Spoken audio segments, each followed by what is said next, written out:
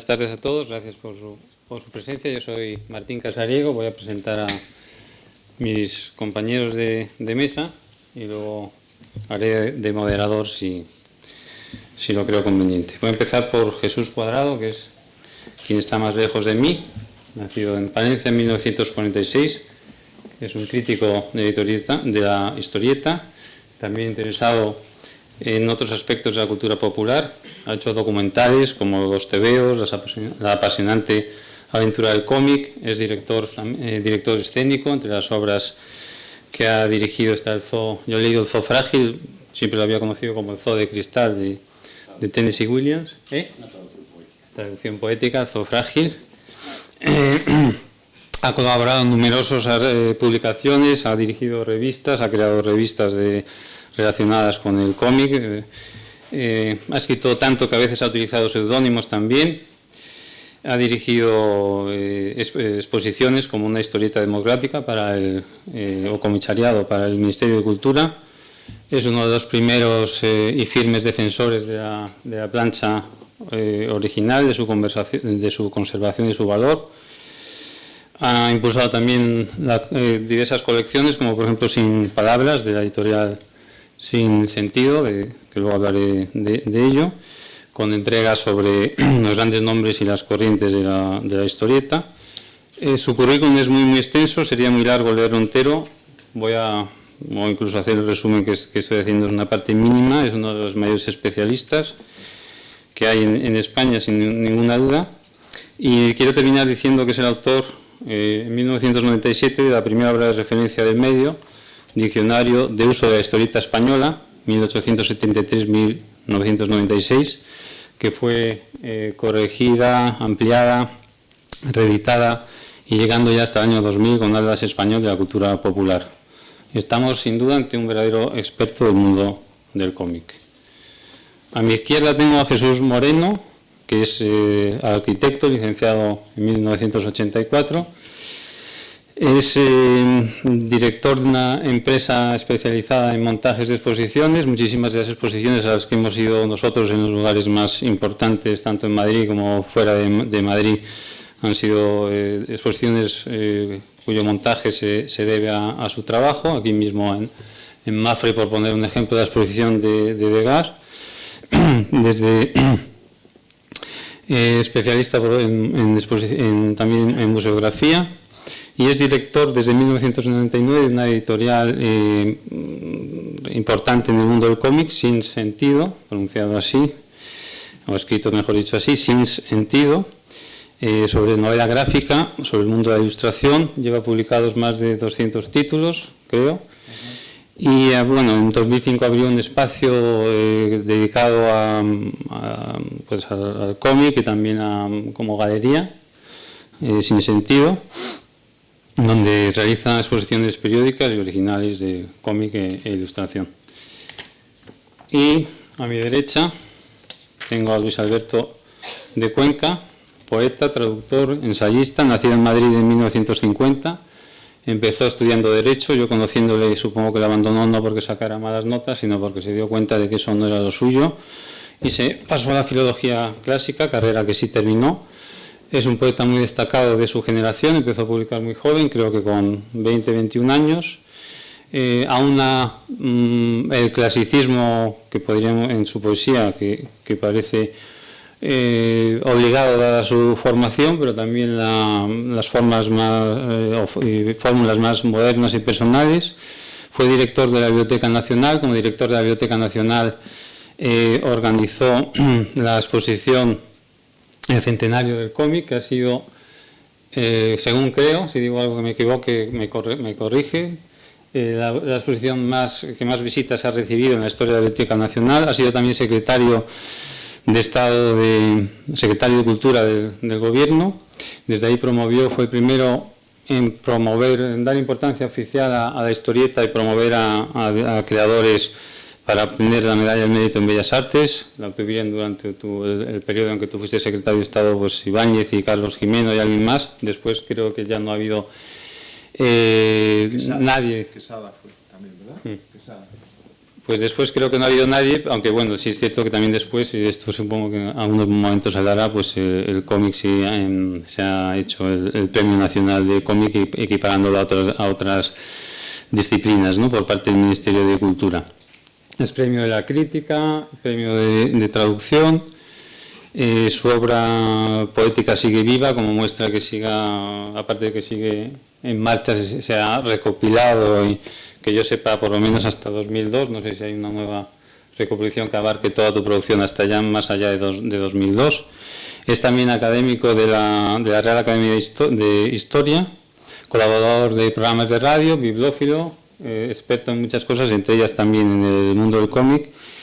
Aunque si a él le preguntas qué es, pues él dice que es buscador de libros. Y a mí, desde luego, me ha encontrado uno que yo llevaba buscando desde hace tiempo. Yo llevaba varios meses y él me lo encontró en 2 días. Así que todavía no sabemos si es ese. No sabemos si es el que yo quería, pero por lo menos has encontrado algo que yo no había encontrado.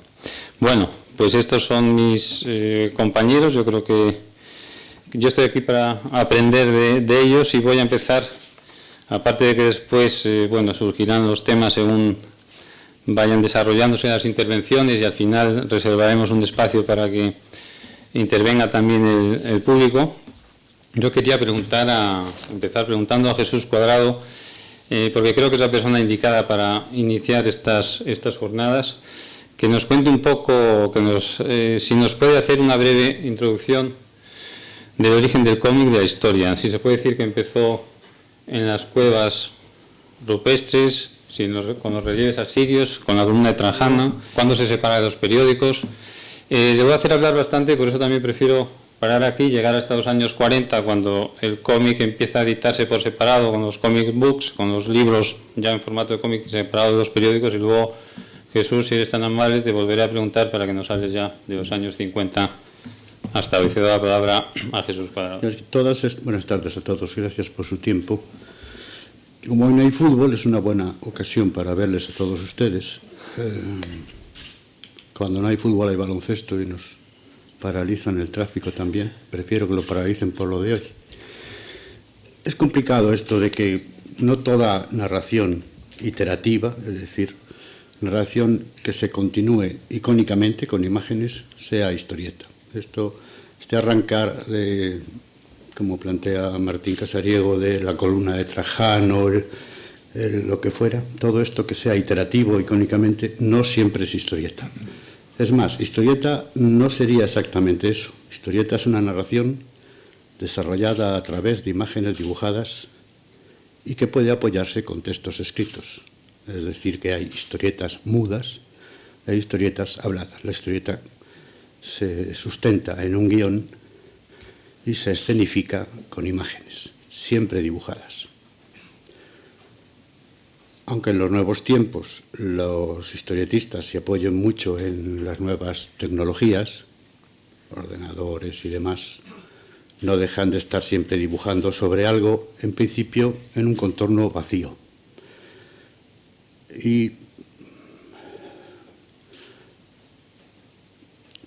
Porque si empezáramos a citar todo lo que ha sido imagen iterativa, ya pues hasta nosotros tenemos en el norte de España las cuevas de Altamira. Lo que están haciendo aquellas primeras gentes es lo que luego se dio a llamar pictogramas. No son más que viñetas sin calles, dicen viñetas sin limitación de contorno, que decíamos antes. Aquí está reflejado una escena de caza que están allí contándonos imagen tras imagen lo que estaba ocurriendo. Así que historieta, en realidad, cuando la historieta surge, por poner un ejemplo, en Estados Unidos, con un famoso ejemplo, la mitad de ustedes les sobrará lo que estoy diciendo, puesto que son gente que saben tanto como yo, o más que yo, mejor dicho. Y los que no lo sepan, pues me limito a apuntar anecdóticamente las angulaciones de historicistas de lo que se ha dado en llamar la prehistoria de la historieta. Cuando los estadounidenses se enfrentan al gran problema de la inmigración en su territorio, cientos, miles, decenas de gentes, millones de gentes llegan allí, cada uno con su idioma, Y de una forma casi inconsciente surge este fenómeno cultural de la narrativa, que es la historieta. A partir de las historietas, los emigrantes, al tener un lenguaje común, van aprendiendo ese lenguaje por el cebo, la atracción que supone las imágenes dibujadas. Por eso los historiadores nos ha dado por establecer un principio de inicio de historieta en Estados Unidos cuando uno de los personajes más famosos de la prensa revanchista se llamaba Yellow Kid, que es el niño amarillo, que estaba dibujado con una camisola de 3/4, tipo camisón, en color amarillo. Ahí iban colocados los textitos estos que decíamos al principio, que una historieta puede ser historieta muda o historieta hablada. Eso lo hemos establecido ahí como un icono de ejemplo para arrancar, un mojón estético, pero que a lo mejor podría haberse establecido de otra manera. En Alemania también se empezó antes. En España se estableció la fecha 1873 a partir de la investigación del historiador Antonio Martín, nacido en Sevilla, pero residente en Cataluña, en el que descubre dos historietas, una de Cubas, del dibujante Cubas, en la que ya el bocadillo empieza a integrarse dentro de la narración. El bocadillo es el contorno geométrico que recoge el texto de los personajes que hablan. Ustedes lo conocerán por bocadillos aquí, en otros sitios se llaman nubes o fumetto en italiano, etcétera, ¿no? Es una palabra que ha desaparecido, como muchas cosas relacionadas con la propia historieta ha desaparecido de la conversación, de la conversación, de la forma de desarrollar la comunicación, las personas. Casi todos los términos de historieta han desaparecido, incluida la propia historieta.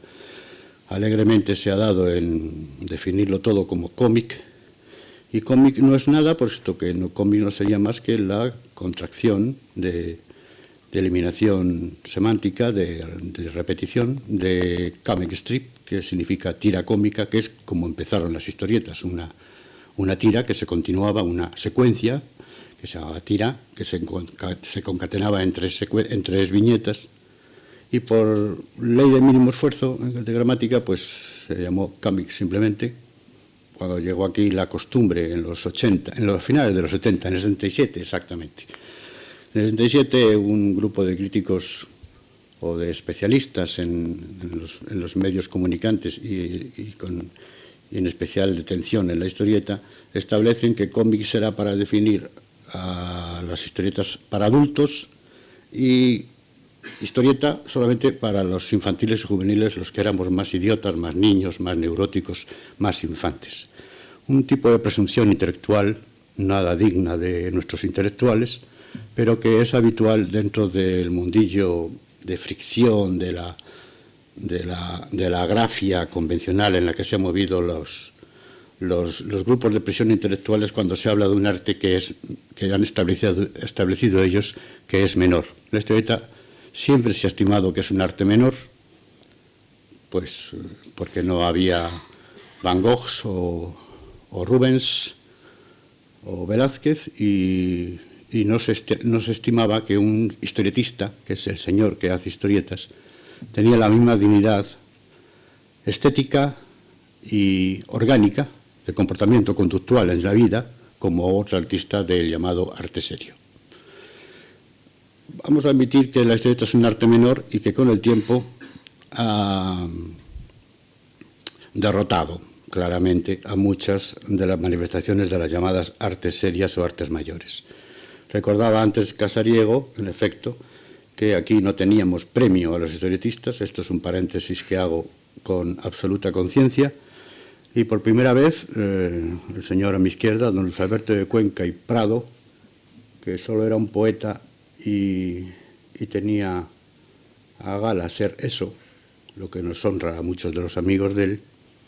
Tener un amigo poeta es muy difícil en estos tiempos, casi va resultando imposible tener amigos, así que imagínense un amigo poeta.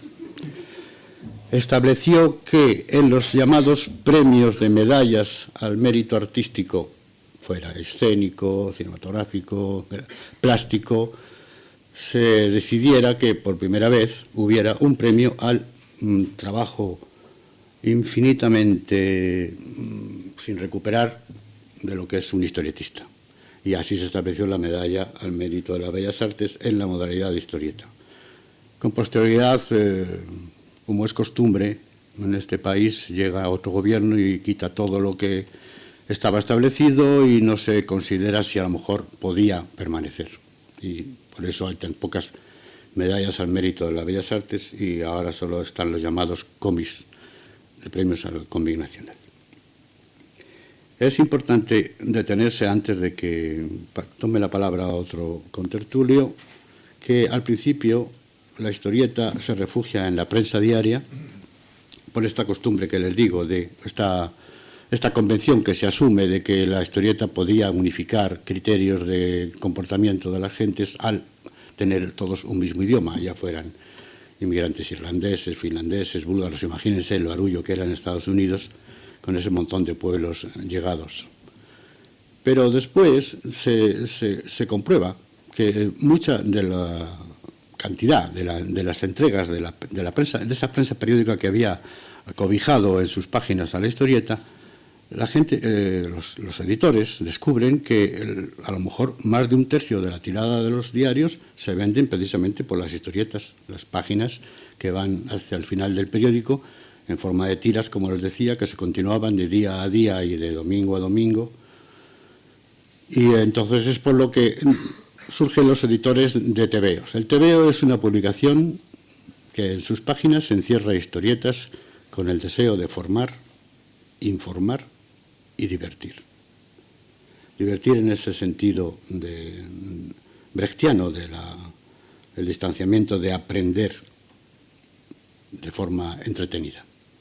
Por eso los tebeos al principio en España, que es de lo que uno escribe, tienen esas dudas entre si todas las páginas pueden ser historieta o también pueden ser textos que vayan informando a los lectores, a los pequeños lectores en este caso, juveniles, de cosas del mundo, de miscelánea, de divulgación, de pequeñas historias de la geografía, de la historia. A ver, al principio los tebeos, no todas las páginas incluyen historietas en sus entregas. Con el paso del tiempo, los tebeos ya pasan a ser tebeos específicamente, que son siempre con páginas de historieta, y el nombre tebeo, si conviene recordar, puesto que, insisto, que yo estoy hablando aquí para un tercio de la sala que no conozca estas convenciones semánticas, tebeos es una palabra que se toma de una publicación catalana, que era TBO, y la Real Academia lo aceptó como definición para revistas que recogieran historietas. Ha habido muchos problemas en la Academia para establecer acepciones que nosotros hemos defendido toda la vida como historieta, etcétera, y aún así todavía, si ustedes miran la edición 23, que es la última, verán que aún así hay enfrentamientos, disociaciones entre que si cómic es tebeo, que si tebeo es historieta, y no tiene que ver una cosa con otra. Acabaré con esto en esta primera parte, aclarando que tebeo es la publicación, es decir, el continente. Historieta es el contenido, es decir, un montón de narraciones contadas, como les dije, con iconos, imágenes que iterativamente se comunican entre unas y otras. Y cómic no es más que una gratuidad de esa contracción que decíamos de la eliminación de la ley del mínimo esfuerzo de comic strip, porque si yo estoy leyendo un cómic es tan imbécil como decir que yo estoy apoyado en una table, o si estoy ahora en una tablet, o ustedes han venido a escuchar a un profesor. Pues no, yo soy profesor, estoy apoyado en una mesa y leo historietas, no leo cómics. Gracias. Muy bien, bueno, pues ya sabiendo esto, procuraré no decir la palabra cómic en ningún momento, que no se me escape, y usar siempre la palabra historieta. Yo te quería preguntar a Jesús Moreno, como editor, que nos diga un poco cuál es la situación actual desde el punto de vista editorial después de la explosión de los años 80, la crisis de los años 90, parece que ahora el cómic va ganando terreno por un lado, ¿no? Hay más estas mismas jornadas, hay más salones, hay exposiciones, lo que ya ha citado, se instaura el Premio Nacional por el Ministerio de Cultura.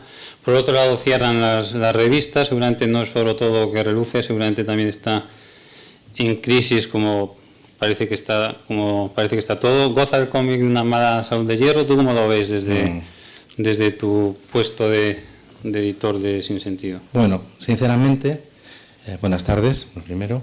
Creo que el cómic está en estos momentos en su mejor momento en España, sin duda.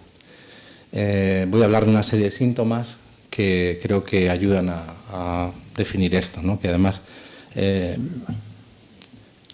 van a plantear un poco el paisaje. Es una cosa bastante reciente, estamos hablando yo creo de los últimos 5 años, realmente cuando se produce un cambio importante. Los síntomas son, por un lado, se normaliza que en las reseñas de cómic, en los suplementos literarios, culturales de los periódicos, en prensa y tanto en radio y en televisión, digamos, se normaliza que las reseñas sean algo habitual, digamos que es un espacio que no estaba ocupado de manera habitual por el cómic y ya es incluso portada de alguno de los suplementos, ¿no? Y se hacen monográficos especiales en suplementos culturales de los diversos medios de prensa, ¿no? Este es un síntoma importante del cambio que está pasando, ¿no? Ha sido importantísimo, evidentemente, el Premio Nacional de Cómic en todo esto. La creación en el año 2005, ¿no? Me parece que llevamos ahora, vamos a por la 5ª edición, ha hecho que la difusión, siempre el cómic ha estado muy vinculado a alguna difusión en librería especializada, en medios más minoritarios, ha dado un salto. No podríamos imaginar el fenómeno de Paco Rocas con la novela gráfica Arrugas, que está en torno ya a unas ventas de los 30.000 ejemplares y que ayer mismo estrenó su adaptación cinematográfica en el Festival de San Sebastián. Es algo que tiene mucho que ver, ¿no?, con esto que vamos a comentar, ¿no? Cada vez vemos otro síntoma importante, que las editoriales de literatura general, tanto las grandes como las pequeñas, se aproximan y crean colecciones específicas sobre cómic o novela gráfica o historieta.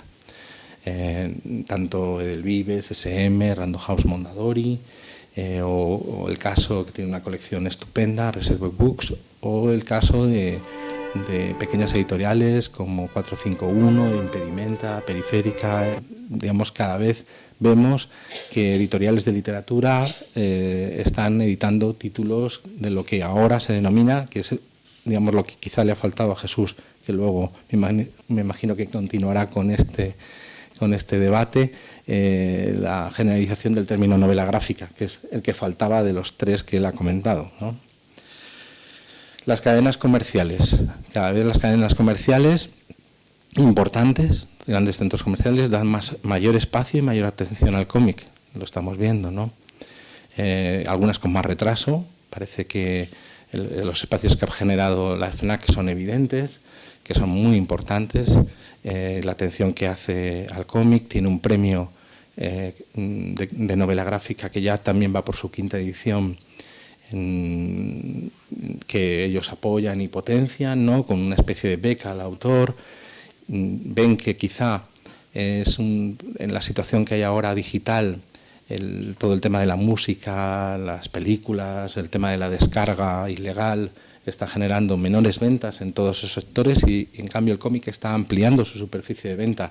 Esto que contamos no es porque lo hagan porque les gusta, no, simplemente porque está creciendo de manera importante. Los datos que tenemos del gremio de editores del año pasado nos señalan que en general la venta editorial ha bajado en torno a un 7% el año pasado y el cómic ha crecido en torno a un 8%. Estamos hablando de un diferencial con un momento de crisis, como todos sabemos, importante, casi de un 15% entre lo que sería la venta de ficción y de ensayo en relación al cómic, ¿no? El cine, bueno, pues se está nutriendo en estos momentos continuamente del cómic, ¿no? Arrugas, en España el documental sobre María y yo, otra obra importantísima, y la película sobre Vázquez, el estreno próximo de Capitán Trueno, y ya no digamos internacionalmente, ¿no? Persépolis, Vals con Basir, 300, Sin City, Kick-Ass, en fin, Tamara Drew, la película última de Stephen Fresh, está basada en una novela gráfica, o sea que hay ahí, yo creo, series de televisión, Muertos Vivientes, Walking Dead, está basado en un cómic y muchas más, o sea que eso también habría que preguntarse en el debate que tengamos sobre cómic y cine, qué pasa, porque este especie de interés por parte de productores y realizadores hacia las historias que se están generando en estos momentos en el cómic. Hay un crecimiento considerable de ventas en la librería general frente a la librería especializada. Este es otro síntoma y otro fenómeno importante. Quizá ha ayudado este término de novela gráfica y todo esto que estamos comentando para que cada día sea más fácil encontrar, hasta incluso en establecimientos comerciales tradicionales de librería general, secciones de cómic y novela gráfica. Cuando Sin Sentido comenzó hace 11 años y realmente nosotros nos encontrábamos incluso en secciones, yo he llegado a verme en una sección que se llamaban Raros y Curiosos. O sea, porque realmente hacíamos además cosas que ahora se denominan novela gráfica, que no sabían dónde colocarlos en las librerías, porque realmente no es para infantil y juvenil, no son tebeos, es literario, pero digamos tiene dibujos, es una historieta, entonces eso es un lío para el librero, o era un lío tremendo. Esto ya está empezándose a normalizar. Ahora me contaban recientemente que una distribuidora va a hacer cursos de formación a vendedores en grandes cadenas comerciales, de qué es el cómic, qué es el TV, un poco como esta charla, pero a vendedores, ¿no? Entonces, bueno, este es un síntoma importante. Las instituciones, vemos el caso aquí, empiezan también a hacer algo habitual, ¿no? En el que esté el cómic en primera línea, ¿no? Están premios, el premio La Lóndiga, que hace un premio y una beca muy importante de autores jóvenes. El Museo del Dibujo del ABC está haciendo un trabajo importantísimo sobre la ilustración en general y el cómic. En un futuro, la Casa del Lector de la Fundación Germán Sánchez Rupérez. Acción Cultural Exterior ha itinerado una exposición sobre cómic muy importante. Y el Cervantes continuamente está haciendo en casi todos sus centros, dentro de su programación, normaliza el que haya autores de cómic y novela gráfica junto a autores de literatura, ¿no? Másters incorporan, el máster de edición incorporan módulos de novela gráfica, como el máster de edición de Santillana, que incorpora el año pasado. Empieza a ser habitual que museos, me contaban recientemente, ¿no?, que el Reina Sofía había comprado originales de un autor de los años 70-80, Nazario, un autor de underground, ha comprado para su colección permanente varias historietas, igual que el IBAM en Valencia, o sea, es una cosa que suele ser habitual. El Mubin hace exposiciones de cómic e ilustración en Valencia también con regularidad. Las distribuidoras de librería general cada día están incorporando más editoriales de cómic a sus catálogos de distribución, frente a una situación anterior en la que era una distribución absolutamente especializada y muy concreta. Premios de todo tipo. En muchos municipios se dan premios de cómic, son habituales en comunidades autónomas. Se habla de un Museo Nacional del Cómic en Badalona por parte de la Generalitat. El año que viene, en enero, oficialmente España es el país invitado en Angoulême. Angoulême, para los que no lo conocen, es el festival más importante de historieta o de cómic en el mundo. Es el que reúne, la convención que reúne desde el punto de vista de aficionado y sobre todo profesional a todos los editores del mundo. Entonces vamos a tener la oportunidad, después de además casi 25 años, que yo creo que fue la última vez que España estuvo allí como invitado, explicar un poco la situación del cómic actual. Y sobre todo lo importante es que no es una iniciativa que haya tomado el gobierno, sino que viene por el propio Angoulême, el que España sea el país invitado. O sea, tú no puedes proponerte, tienes que ser llamado, ¿no? Bueno, yo creo que este conjunto, ¿no?, de hechos son los que definen cuál es la situación actual del cómic. Bueno, pues no sé si alegrarme después de oírte, porque compruebo que tienes mucha mejor salud que yo, una historieta. Luis Alberto, yo quería preguntarte a ti como aficionado, como experto, pero en principio también aficionado, ¿cómo y cuándo te aficionaste, ¿no? Porque me imagino que fue en la infancia, pero ahora nos lo dirás.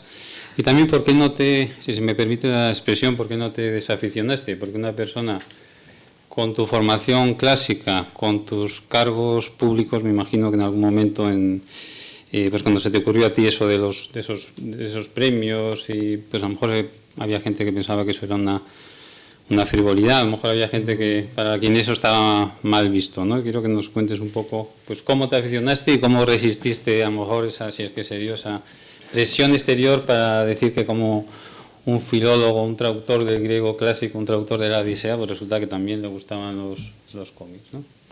Pues muchísimas gracias por tu pregunta, Martín. Lo primero que tengo que hacer es agradecerte mi presencia en este ciclo, agradecer también a la Fundación Mapfre el que se haya ocupado de los cómics.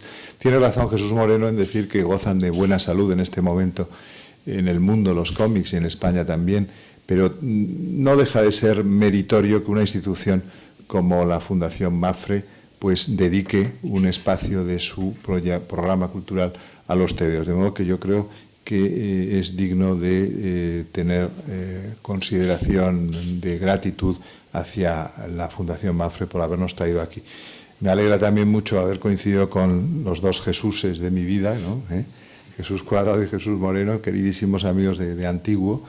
Y antes de comentarte mi prehistoria como aficionado a los cómics, que es muy lejana, tengo 60 años y yo creo que tiene 60 años de vida mi afición a los cómics, pues te comentaré algo en relación con lo que se ha dicho aquí, del reconocimiento de los dibujantes de cómics por parte de la Administración. Intenté, por todos los medios, instaurar el Premio Nacional del Cómic. Y yo creo que fue una gran idea y debo reconocer que el Partido Socialista estuvo extraordinariamente generoso y que lo hizo muy bien instaurando ese premio, pero yo lo quise instaurar 4 años antes y no me dejaron las autoridades competentes diciendo ya está bien, que con las medallas de oro de las Bellas Artes tiene suficiente, porque siempre se me consideró un bicho raro y que quería llevar el agua a mi molino y realmente que no comprendían lo mismo que ha dicho Martín ahora mismo, como una persona diríamos, con intereses de alta cultura, podría interesarse por la cultura popular. Lo que no saben es que solo hay una cultura y que esa cultura es también, por supuesto, la cultura de la historieta y la cultura del tebeo, ¿no? En cualquier caso, yo no lo logré, pero al final sí se logró y creo que fue un hallazgo y me quito el sombrero ante esa decisión porque ha sido muy importante para consolidar con el Premio Nacional del Tebeo pues, la producción historietística española, ¿no? En el Museo del Juguete de Figueras, que muchos de vosotros quizá lo ha visitado, uno de los mejores museos del juguete de Europa, hay una serie de fotografías de personas relacionadas con el mundo del juguete. Yo formé parte del patronato de ese museo, que me encantan los juguetes también, y me pidieron una foto con un juguete, porque pedían a la gente del patronato o a otros presuntamente famosos, pues le pedían una foto para que figurara en las vitrinas del Museo del Juguete. Y evidentemente yo no pude por menos de entregarles una foto cuando yo tenía 1 año y medio, con un pulgarcito en las manos, aparentemente leyéndolo, evidentemente no podía leerlo porque no sabía leer todavía, pero el que vaya por Figueras, por favor que vea la foto y verá a un niño rubicundo, entonces lo era, y cabezón, leyendo un pulgarcito, ¿no? De modo que mi relación con el tebeo es de intimidad y desde mis más remotos comienzos. Se decía en una propaganda hace unos años, de donde hay un tebeo habrá mañana un libro, ¿no? Y luego también se contestaba con otra propaganda divertida, similar, donde hay un tebeo mañana habrá 2. En mi caso ha habido 2 y muchos más y miles de tebeos y miles también de libros. Yo creo que es perfectamente compatible el tebeo con el libro, ¿no? Es más, yo creo que ahora precisamente con el aluvión de novelas gráficas se ha comprobado fehacientemente que se pueden hacer libros perfectamente en arte secuenciado, que diría Will Eisner, o sea, en viñetas, en historietas. Hay tres grandes escuelas de tebeos, y conviene también recordarlas aquí, me parece que no lo habéis dicho, aunque lo hubiéramos dicho en otro momento. Una de ellas es la escuela norteamericana, lo ha explicado Jesús Cuadrado admirablemente, para entenderse entre toda una especie de Babel de personas que acudían de todos los rincones del orbe a la promesa de los Estados Unidos de América, pues eso contribuyó mucho a la instauración del tebeo en la prensa primero, ¿no? Comic strip, el Sunday, que era en color y que empezó a atraer mucho a la gente hasta el punto de que evidentemente pues se compraban el periódico, como ha dicho Jesús, por leer las tiras cómicas, ¿no? La otra gran escuela es también muy antigua, se retrotrae hasta principios del siglo XX, la escuela francesa, que luego se convertiría en la escuela franco-belga.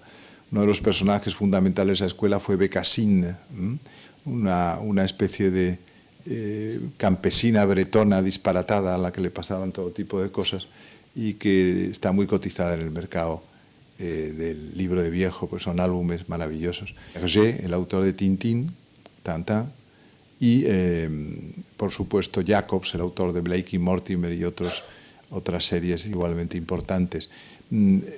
Es muy diferente el concepto que anima a la escuela americana, centrada sobre todo en la publicación de prensa, y en la escuela europea, centrada sobre todo en el formato álbum o revista infantil. Pero el álbum es fundamentalmente un invento europeo, mientras que los álbumes en Norteamérica son relativamente recientes. El material de prensa podía reunirse, pero en cualquier caso la gente estaba condenada a seguir en prensa las aventuras de sus héroes favoritos y a no tener su correlato en una serie, en cualquier caso más o menos habitual, hasta que en los años 30 finales surge lo que se llama el comic book. El comic book es el cuaderno de este formato vertical, que son autoconclusivos la mayor parte de las veces y que nacen con superhéroes pues de la talla de Superman o de Batman. En Detective Comics, en el año 39, Batman, creo recordar, y el Superman, me corregirá Jesús, 37 o 38, no corrige, pero bueno, él lo sabe, lo que pasa es que no quiere corregir. No, el Superman yo creo que es anterior, es 38, ¿no? Me parece. En cualquier caso, el comic book también irrumpe con muchísima fuerza en el mercado americano. Digamos que la edad dorada de la tira cómica y del dominical y del Sunday empieza a clausurarse con la instauración de la nueva era del comic book.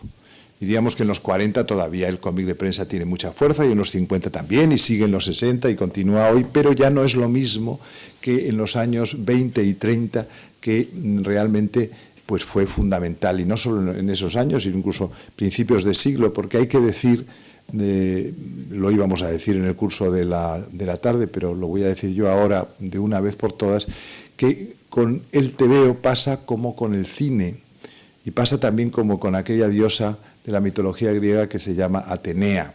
Atenea nació de la cabeza de Zeus completamente armada, o sea, Zeus parió a Atenea en su cabeza y apareció una señora pues con su escudo, que es la égida, que es importantísimo, un escudo de piel de cabra que luego hacía invulnerable a quien lo esgrimía, con su casco, con su armadura completa, etc. Pues bien, con el tebeo y con el cine pasa lo mismo.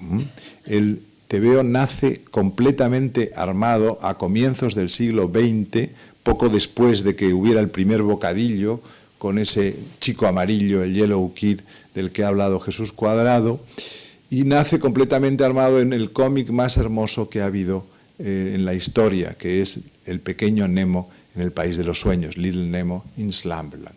Ese es el más bello tebeo que se ha dibujado nunca, y nació, creo recordar, en 1904 o 1905, lo cual quiere decir que muchas veces la aurora de los géneros estéticos pues es el momento más propicio para su realización máxima desde el punto de vista de calidad y de belleza, ¿no? Con el cine pasa lo mismo. Díganme ustedes si hay alguien superior en el lenguaje cinematográfico a David Griffith. Yo creo que no, que agotó las posibilidades que tenía el cine y luego lo que se ha hecho a partir de David Wark Griffith es repetir las fórmulas inventadas por el maestro. De modo que eso también es un dato que conviene tener en cuenta, que el TVO no ha hecho más que decaer desde sus orígenes. Yo soy bastante reaccionario en prácticamente todas las esferas de la vida, pero desde luego también en el tema de que todo tiende a empeorar. Entonces pienso que el TVO de los años 10, de los años 20, de los años 30 es insuperable. Y perdóname, Jesús, que tú sigues editando TVOs. Pero desde luego, tan hermosos como fueron aquellos TVOs, no los va a ver nunca. Igual que uno ve una película norteamericana de los años 30, comienzos del sonoro, y todas son buenas. No hay una sola película norteamericana mala de los años 30 y de los años 40, es imposible. Lo cual, con la cinematografía española ocurre lo contrario. Qué difícil es encontrar una película actual española que valga la pena estar la hora y media en la butaca y aguantarla, ¿no? Quiero decir que en el caso del TVO hay una clara un claro predominio del lenguaje más alto que ha dado el cómic nunca en sus orígenes. Y en cuanto a, ya acabo, diríamos, mi prehistoria como lector de TVOs, yo empecé a leer TVOs fundamentalmente aquellos TVOs apaisados de Maga, de Valenciana, de Bruguera. Mi héroe favorito era el guerrero del antifaz, que era muy folletinesco, me encantan los folletines, y estaba copiado prácticamente todo de Alex Raymond. Hay viñetas fusiladas de Flash Gordon, por ejemplo, en el guerrero del antifaz, pero tenía una fascinación enorme esa saga, la sigo yo queriendo mucho, a pesar de la película que se ha perpetrado últimamente, El caballero del antifaz, que debo su conocimiento a Jesús Cuadrado y que es absolutamente abyecta. Pero me eduqué en esos TVOs y despreciaba un poco, fíjense ustedes, el álbum franco-belga, porque me parecía de niños pijos, ¿no? Primero costaba mucho dinero, mientras que lo otro costaba una 25 o una 50 pesetas, y la verdad es que pues nunca me gustaron los álbumes franco-belgas, hasta que allá por los años 80, cuando yo tenía 20 y tantos años, pues lo descubrí y me quité el sombrero también con la escuela franco-belga, y desde entonces siempre llevo relojes de Tintín. Pero se me ha olvidado, y ya acabo, hablarles de la tercera gran escuela de cómics, que es la japonesa. La japonesa y el manga, O sea que tenemos la escuela norteamericana, la escuela franco-belga y la escuela japonesa. La escuela japonesa ha dado verdaderos genios también al mundo del TVO. En la cultura oriental, tanto en la china como en la japonesa, era muy corriente esa secuenciación de imágenes con fines didácticos, pero era muy corriente desde hace muchos siglos, ¿no? De modo que es lógico que pues, Mao Zedong, por ejemplo, utilizar el TVO con fines propagandísticos, y que en Japón probablemente haya cundido el manga de una manera arrolladora, y yo creo que no hay lugar en el mundo en que se lean tantos TVOs como en Japón. A veces los que nos educamos en el cómic español de esencias patrias y en el cómic norteamericano de la época clásica, pues tendíamos a minusvalorar el manga. Pero hay que decir que ha habido maestros increíbles del manga. Por ejemplo, Tezuka, ¿no? Tezuka a mí me parece un monstruo del manga, educado también en el culto al cómic norteamericano de los años 20. Curiosamente, los grandes creadores de manga japoneses son grandes eruditos y estudiosos del cómic occidental, hasta el punto de que se ha creado una fusión pues, muy fértil entre ambas corrientes. Y ya me callo y perdonad si me enrolla mucho. Bueno, por lo menos has contestado una pregunta que iba a hacer yo ahora, que era sobre el cómic en Francia, en Japón, en Estados Unidos. Y bueno, yo no estoy muy seguro de que tú mismo creas que la decadencia del cómic empezó en 1904 o algo así. Me imagino que Jesús no estará de acuerdo, supongo que Jesús Cuadrado tampoco. Sí, yo estoy de acuerdo con los poetas, sí. Ah, bien. Pues entonces, Moreno, pero somos dos contra uno. pues ¿nos puedes contar un poquito de la decadencia de las historietas de los años 50 o es muy triste hablar de una decadencia tan prolongada? En el caso de España, el problema es entender por qué ocurrió eso. Y fue un problema de saturación. Cuando habíamos dejado estas aventuras en los 30, En España, cuando se perdió la guerra civil, cuando la gente perdió la guerra civil, la mitad de la España perdió esa guerra, el grueso de sus creadores se exiliaron o fueron represaliados, o algunos de ellos fueron fusilados en las tapias, y claro, hubo un bache ahí de creación. Pero al tiempo que se fusilaba a los creadores, también se eliminaban las posibilidades de edición. Había habido esa hecatombe, el lío histórico de durante 3 años no saber qué estaba pasando, y había editoriales que habían sido absorbidas por los grupos de presión políticos de la zona en el que estuviera en aquel momento. La CNT ocupaba tal, los otros, y de esas, cuando las zonas estaban liberadas, o cuando se llamaba liberadas, surgían ideas de que la historieta podía ser un arma de convencimiento doctrinario. De forma que en España ocurrió ese fenómeno extraño de que la historieta, que como decíamos al principio, cuando llegamos acá, la primera vez dije que la historieta era una forma de expresión para formar, informar y divertir. Aquí digamos que la tercera parte, la diversión, se eliminó, y era, como les digo, convencimiento doctrinario. Y estos tebeos, de los que las personas con más edad que están aquí habrán oído hablar, Flechas y Pelayos, etcétera, pues estaban haciendo este tipo de conductismo político e ideológico. Eso, cuando lleva pasando el tiempo, al principio cuando acaba la guerra, al principio de esta primera posguerra, hay algunas editoriales que vuelven a recuperar sus posicionamientos. Es decir, que Bruguera, por ejemplo, que era una empresa muy importante que había nacido en 1910, cuando se llamaba El Gato Negro, que era un símbolo ácrata, anarquista.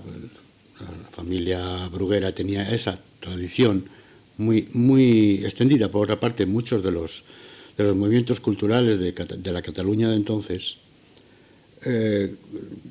se le prohíbe utilizar el concepto este que les digo de El Gato Negro, que incluso tenía su emblema dibujado, y pasa a ser simplemente Bruguera, que estaba basamentado el nombre en el creador de la editorial, don Juan Bruguera y Teixidó. Los hijos heredan cuando muere el papá, heredan la empresa. Uno de los hijos había quedado en la cárcel por estas cosas que les dije antes de las represalias del momento, y el otro se mantiene en la posición de la empresa, don Pantaleón. Y Bruguera va a ser el ejemplo de lo que va a ocurrir, para enlazar con esto que decíamos al principio, a las 7:30, va a ser el fenómeno ejemplificante de esta situación, de este icono industrial. Porque lo que conforman las grandes ventas de tebeos de esa época, los 40, los 50 y hasta el 63, hasta el año 1963, que es el gran boom de los tebeos españoles, son las editoriales familiares. Las empresas están fundadas y heredadas y dirigidas e incluso desarrolladas por entornos familiares. Y cuando el director artístico de una de estas empresas no es familiar, es alguien tan íntimamente relacionado como amigo íntimo, o porque tiene unas deudas personales de lo que fuera, en este caso, como les decía, de las venganzas desagradables y lamentables de la guerra que soportaron nuestros abuelos y nuestros papás, y algunos de ustedes, obviamente. La empresa familiar va a ser lo fundamental en esta época. Igual que Luis Alberto ha aprovechado para colocar 3 tendencias y 3 sajitas, tres tendencias de estética de comportamiento, aquí también se producen otros 2 fenómenos saeteros de estos. Son la escuela de historietas catalana y la escuela de historietas valenciana. Es una gran pelea en la que Madrid queda derrotada, no porque no tuviera unos valores personales, sino que porque la potencia industrial de de los catalanes y de los valencianos fagocita, absorbe toda la supuesta originalidad de algunas manifestaciones de la llamada escuela madrileña. Hay un libro importante, con perdón que lo cite acá porque lo dirigí yo, pero ¿qué se le va a hacer? La vida es así, que se llama De Madrid a los tebeos, que editó el excelentísimo ayuntamiento de esta capital, bajo las órdenes del actual alcalde, y que yo les recomiendo para entender qué pasó en los tebeos de Madrid. En los tebeos de Madrid, al leer ese libro, ustedes lo pueden traspasar, pueden desviar hacia lo que estaba ocurriendo en Valencia y lo que ocurrió en Barcelona, en Cataluña, fundamentalmente en Barcelona. La industria editorial estaba en Barcelona, de forma que el que Bruguera, que es la empresa más importante de todas las que había en ese momento de los 40, desde el 40 hasta el 63, como les decía, es un ejemplo a seguir, pero es por puro accidente, como les digo. Y este curioso segmento antropológico del comportamiento, de que son empresas familiares, sí, aunque no sean de sangre, pero sí de filiación, va a seguir manifestándose cuando ya está a punto de desaparecer Bruguera. Bruguera desaparece en el 86, cuando desaparece Maga, que es una editora valenciana, rival de esta Bruguera que les digo, la editora valenciana, no editorial valenciana, como todo el mundo me dice, no, por primera vez se hace respeto por la lengua, editora valenciana, déjense de editorial valenciana, no existe la editorial valenciana. Todos los jóvenes críticos siguen escribiendo editorial valenciana. No existió la editorial valenciana, existió la editora valenciana, ese punto a punto. Los tebeos de la editora valenciana y de Maga son fundamentalmente los seriales. Tebeos, al revés de los verticales que citaba Luis, son apaisados, es decir, son horizontales y son casi todos de aventuras. Y luego hay una sección muy fuerte que casi nadie respetó hasta estos últimos años, que parece que por fin se han enterado que existían, que eran los tebeos que llamábamos, se etiquetaron así, para niñas. También son apaisados y se entremezclan con un concepto estético que es el llamado cuento de hadas. Cuando hablamos de tebeos de hadas o cuentos de hadas, también está incluido el romance. El romance llega un poco después, las historias de amor, entre parejas convencionales, naturalmente, hombres y mujeres, y las tebeos de hadas, que eran esto, pues los elfos, las hadas, los caballos con las grandes gualdrapas, etc. Esa es un segmento, como les digo, que está un poco olvidado, aunque se pueden rastrear a algunos estudios, como el del profesor, en paz descanse, don Juan Antonio Ramírez, que hizo un libro dedicado al exprofeso. Hay también un microensayo del que ahora les habla, muy famoso, que se llama Mujeres y Mujercitas, que se leyó en la Universidad Juan Carlos I, y ahí pueden ustedes encontrar restos de cuando por primera vez la gente que hablamos de tebeos, hablamos con respeto de los tebeos dirigidos a mujeres. Se llamaban tebeos para niñas, pero como ya ha quedado claro en esta mesa desde las 7:30, es que aquí lo que los críticos serios y los críticos defensores del llamado arte mayor estimaban que la historieta era un arte menor y para niños, luego entonces era algo que hubiera tebeos para niñas y no se puede decir de tebeos para mujeres. Esas ramificaciones de los tebeos apaisados, de la Maga y de la Valenciana, o de la Bruguera o Toray de Barcelona, con pequeñas cositas como la Rollán de Madrid, la editorial Rollán, de repente aparte que dan pie a una segunda parte, que son los tebeos verticales, en los que hay series, es decir, un personaje se manifiesta en una sola página, que se sigue a la semana siguiente, aunque la historieta que ha ocurrido normalmente sea autoconclusiva. En los tebeos de humor sí ocurre eso, en los tebeos de aventuras no. Estos tebeos de aventuras que les digo son historias de 10 páginas que se siguen apaisadas de doble hilera de tiras, que se siguen de una semana a otra en la gran estética continuista del folletín que tanto defiende Luis Alberto de Cuenca aquí a mi lado. Y yo también, yo creo que el folletín es el principio de todo este asunto, de la aventura continuada, en la que, por cierto, ustedes tuvieron un curso el año pasado, ¿no?, sobre la novela de aventuras, la serialización de la aventura, y se encadena un poco con esto que les estoy comentando ahora. Cuando llega este fenómeno que nadie se esperaba de la televisión, los tebeos se hunden. La televisión empieza en España en el año 55, las primeras pruebas, en el 56 ya existen los primeros monitores de emisión y de recepción, pero no se esperaban el gran boom que iba a suponer, con perdón de boom, yo hablo muy pocas veces barbarismos, la gran explosión de lo que iba a suponer la televisión como medio comunicante. Deberían habérselo pensado y deberían haberse prevenido estos editores, puesto que ya estaba ocurriendo que en Estados Unidos ya existía ese concepto y en la Europa Central también se sabía que la televisión tenía un poder. Pero como siempre, España, ustedes lo saben por edad, algunos de la sala mejor que yo, se deja todo esto para el último día, vuelva usted mañana, ya veremos, bueno, todavía no hay prisa y tal. Y claro, les pilló el toro, con perdón.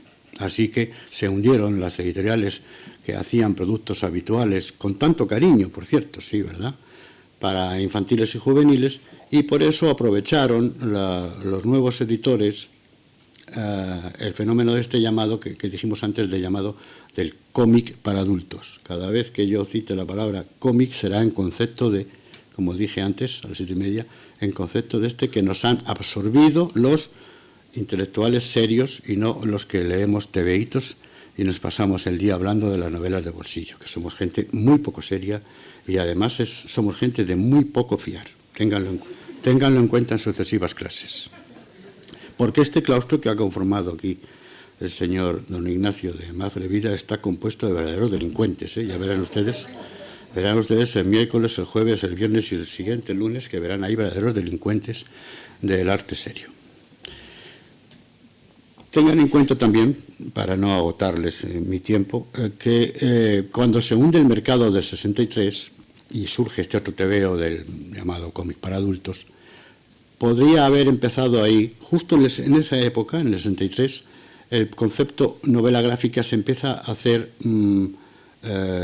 más popular, más extendido.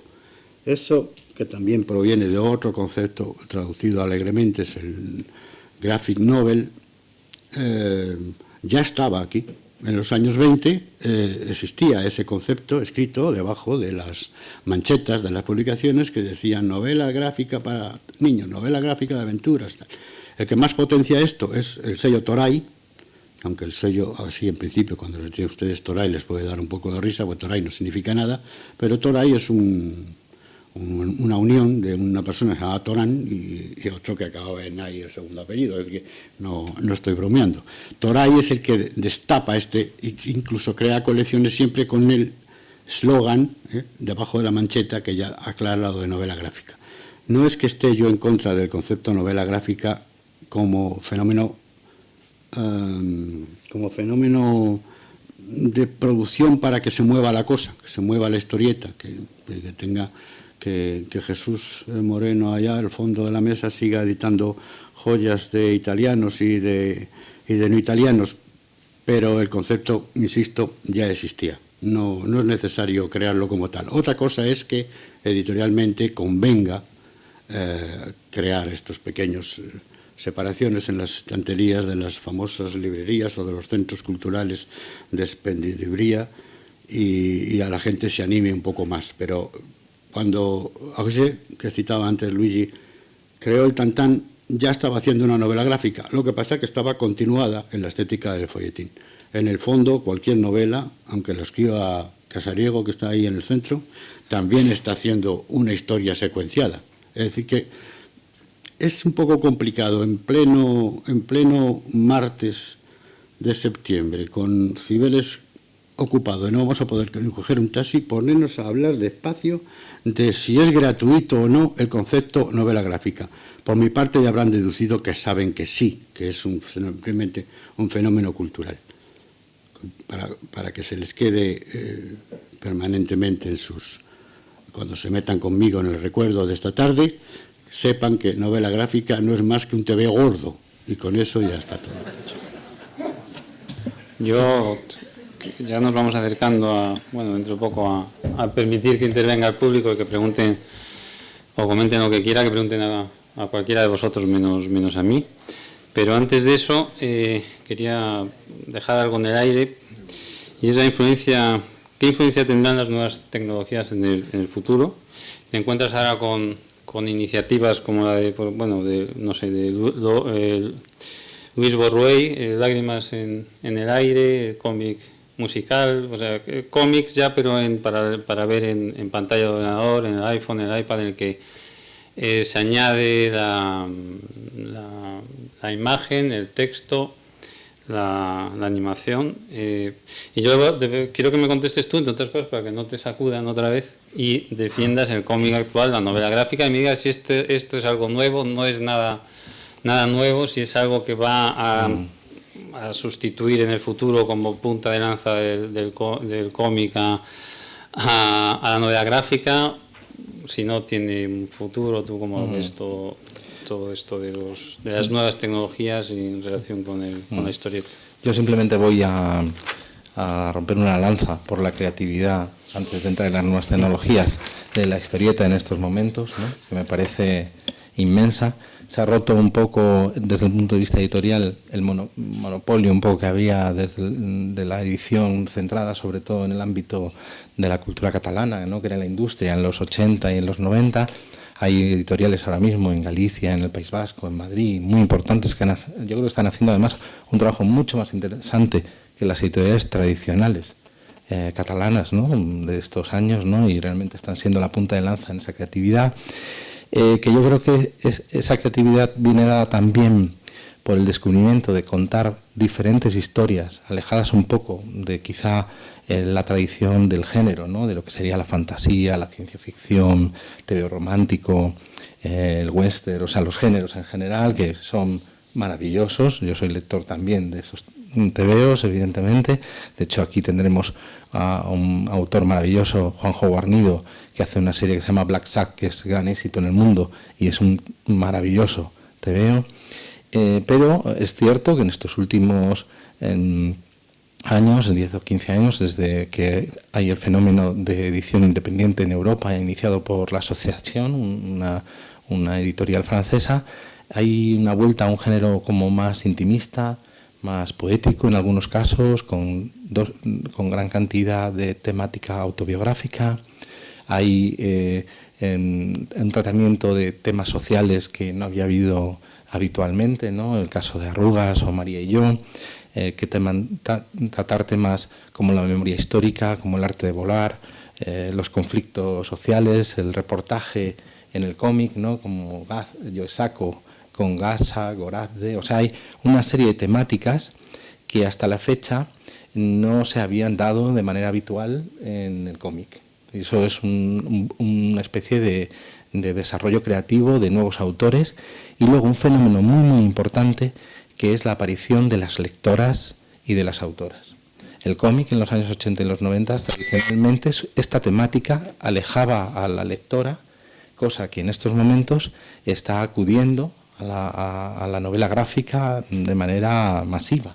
La mayoría cuando yo voy a una feria como Sin Sentido, Feria del Libro, Salón del Cómic de Barcelona, cualquier otra feria, me encuentro cada vez más aficionadas a la novela gráfica y que lo están descubriendo sin haber leído previamente historieta nunca. Y eso es un fenómeno muy, muy interesante. Está desembarcando un público lector que no había leído tradicionalmente TVOs, como es nuestro caso, que tú empezaste con Pulgarcito y tengo mi foto de pequeño con Pumbi, igual, ahí en mi casa, con Pumbi en la terraza de mis padres. O sea que hay gente que está desembarcando y que nunca había leído TVOs. Y esto es una cosa muy importante. Eso respecto a la creatividad y la situación actual. Y luego, respecto a las nuevas tecnologías, el fenómeno digital, la realidad ahora mismo es que hay una situación de descargas ilegales prácticamente inmediatas. O sea, hablaba hoy con otros dos editores de aquí de Madrid, Diabolo y Dibus, que hemos tenido una reunión, preparando una reunión que habrá la semana que viene muy importante, que es para la creación de la Asociación de Editores de Cómics de España, que todavía no se ha conseguido organizar. Vienen 19 editoriales a Madrid a hacer una asamblea y crear esta asociación. Y hablábamos de que dicen, mira, yo es que voy a sacar tal libro mañana y antes de que salga ya está digitalizado y traducido y te lo descargas gratis. O sea que hay una situación, por un lado, que nos afecta desde el punto de vista ilegal y que afecta a autores y a la creatividad, como puede ser la música y a los derechos de autor. Y luego la parte esta que veríamos, positiva, ¿no? que yo tampoco veo ahora mismo tan claro, a no ser que sea para un TVO de consumo, sea el manga o los TVOs de grapa de superhéroes, el que una aplicación en el iPad, descargarte y comprarte un TVO, pues vale, pues tiene ese tipo de material de consumo. Yo creo que sí es más obsoleto su futuro, porque es, digamos, la grapa y el manga no está inventado para coleccionarlo. O sea, el manga es en Japón es un TVO de consumo absoluto, ¿no? Entonces, evidentemente, el soporte digital es muy fácil que sustituya al soporte en papel. Pero ya, digamos, ediciones en las cuales el cuidado, la encuadernación, la calidad de edición, lo que son los tomos que habla Jesús, yo no sé, es algo que todavía es muy pronto. Yo pienso que algo literal, que sea decir, bueno, me descargo, imaginemos, una novela gráfica muy importante que editamos el año pasado y una edición muy cuidada que todo el mundo ha señalado, no es algo que me vaya a tirar flores, que es Asterios Polyp de David Mazzucchelli. Eso en el iPad, pues, sin más, pues no lo veo,